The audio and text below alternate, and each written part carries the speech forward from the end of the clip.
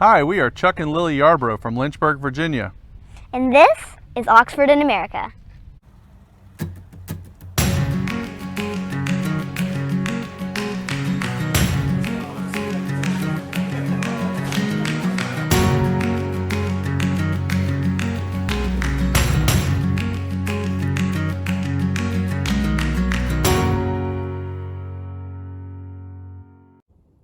Hello, and welcome to this episode of Oxford in America. So far, we've been on the road about 8 days and traveled about 1,200 miles, or about 2,000 kilometers. In our last episode, we just finished a long drive down the length of California. In this episode, we're turning eastward, heading into Nevada with a goal of Las Vegas. But first, it's time to explore one of America's historic highways, Route 66. In our last video, we reached Barstow, California, and took our first journey down parts of Route 66. In this episode, we continue our journey westward and explore more of the historic highway.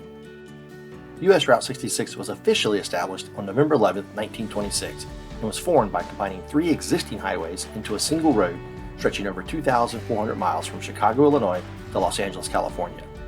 The highway was used as the primary route for people fleeing the Great Depression in the 1930s and seeking to make a new life in California. It was later used as a popular vacation route during the 1950s. Route 66 became a symbol of Americana, the gateway to new opportunity, the freedom of the open road, and the automobile. While parts of the historic road still exist, it was largely replaced by the more modern interstate highway system. As the traffic moved to the interstate highway, the small towns and roadside attractions withered away in the desert. While many of these places stand in ruins, we were able to stop at one location that's struggling to make a comeback. Roy's Motel and Cafe lies in the town of Amboy, California. In its prime, it boasted a motel, cafe, gas station, and an auto repair shop. After the modern interstate highway opened in the 1970s, traffic bypassed these small towns and their quirky attractions. Businesses rapidly declined, and Roy's Motel and Cafe fell into disrepair. After changing hands a few times, it's starting to make a resurgence as a popular tourist attraction. The long desert road made Oxford thirsty for a fresh tank of fuel, and Mike and I decided to wet our own whistle with an old-fashioned Route 66 root beer. We were only able to follow the historic route a short while longer until we reached the end of the road. During Oxford's visit, long stretches of Route 66 were being renovated and upgraded to meet current highway safety standards. So, we turned left at the road closed sign and headed north through the Mojave Desert. The crossing lasted only a few hours and took us past some more amazing scenery, to include passing through a desert forest of Joshua trees. These trees are endemic to the area and grow slowly, but they can live for up to 1,000 years. The scenery was interrupted with another reminder that we still had not cleared all of the California wildfires as we drove through some of the remnants of the recent Dome Fire.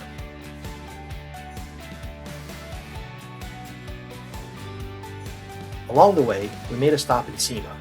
There's not much there, but a nondescript building at a crossroads in the desert.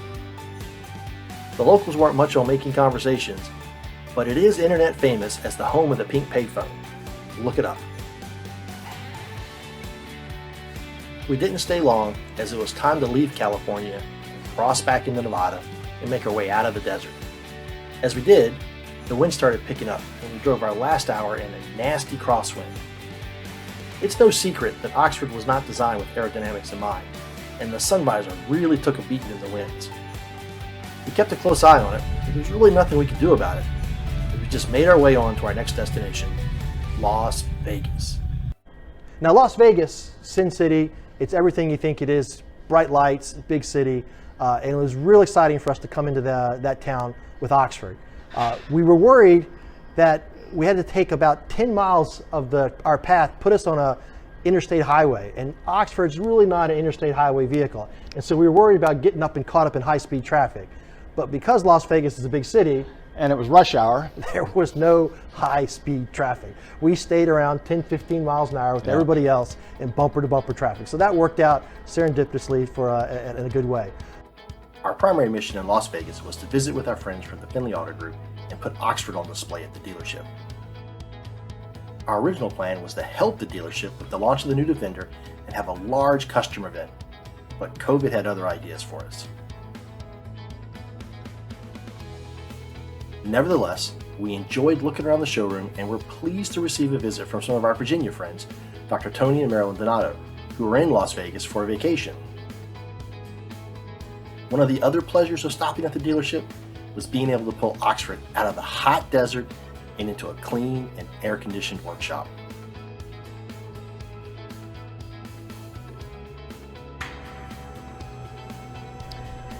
They took good care of us. We had the Oxford up on the lift. They let us use the facilities. We were able to check fluids and make sure Oxford was ready for the next leg of the trip. The nice thing that they did for us was they had a battery tester. True. And we pulled the battery out of Oxford that our friends up in Pittsburgh had given us, and we put the battery on their tester and they hooked it up and it said, Yeah, it just wasn't up to the task. it said the battery was bad. So for a couple bucks, we went down to the local auto parts store, bought a brand new battery, stuck it in Oxford, and it was amazing how much better the electrics worked on the truck now that we were getting full 12, 13 volts out of the system and running down the road. The ignition system was firing better, all the lights were flashing better. It was a better experience. So that was a big positive repair at Land Rover Las Vegas. And the guys did treat us great. They gave us a new demonstrator car to drive around the town while Oxford was on display at the dealership. We got this new, brand new Range Rover Evoque to go tool around Las Vegas, which is kind of fun. So what'd you think of Las Vegas? That's my first visit, and it was nice. We stayed a couple nights at the Flamingo Hotel or the Flamingo Casino, and got to see the sights. It was pretty impressive. Now, Mike's being a bit modest here, and if you can't tell, Mike's a Southern gentleman from a small town in Central Virginia, Vegas. And for those of you that are more worldly, you may understand Las Vegas's Flamingo Hotel is the site of RuPaul's Drag Race show.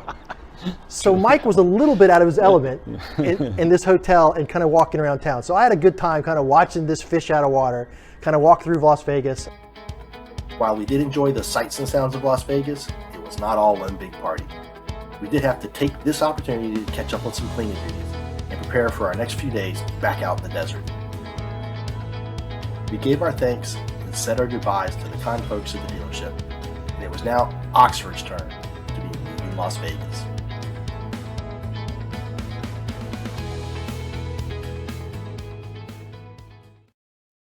Our next destination out of Las Vegas was the Valley of Fire State Park. The Valley of Fire is located along an old road that was originally built to connect Salt Lake City, Utah with Los Angeles, California. The valley is filled with red sandstone rock outcroppings, and if you look across the valley at sunset, with the red rocks glowing in the setting sun, it's easy to see how the valley got its name.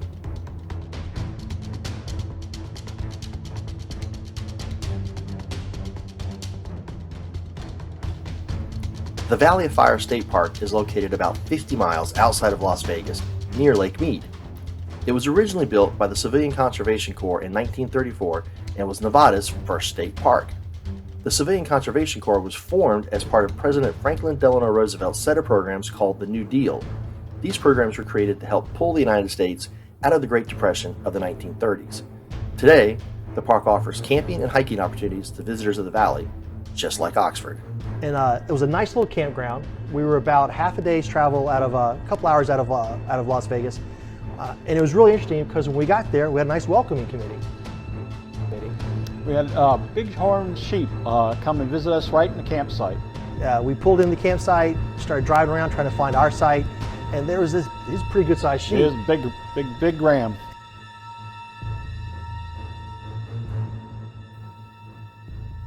After letting us take a few photos, the ram decided it was time to leave and slowly sauntered off.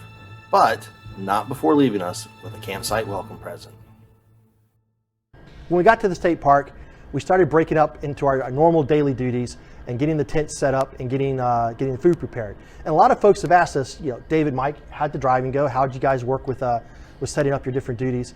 And it kind of organically happened, but we'd stop and Mike would get the tent set up. We fell into a routine for setting up our campsites. And we both used these tent cots, which we'd never tried before, either one of us. I saw it in the catalog, read some stuff online about it, said we'll give this a try. It turned out pretty good. They were quick to put up, didn't take long, and in the morning, more importantly, it was easy to break camp, get the tents down, put them away, and get back on the road.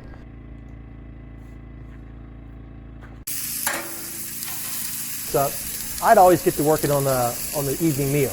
Now I'm not really a great chef, but I can make food and we can eat it. And I thought, and I know took good care of us.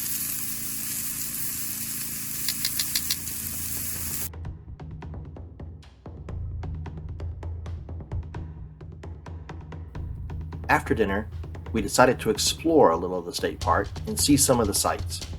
In addition to the spectacular scenery, we discovered some old petrified logs that tell a story of how this desert was once a dense forest. It didn't take too long before the sun was starting to set, and it was time to head back to camp.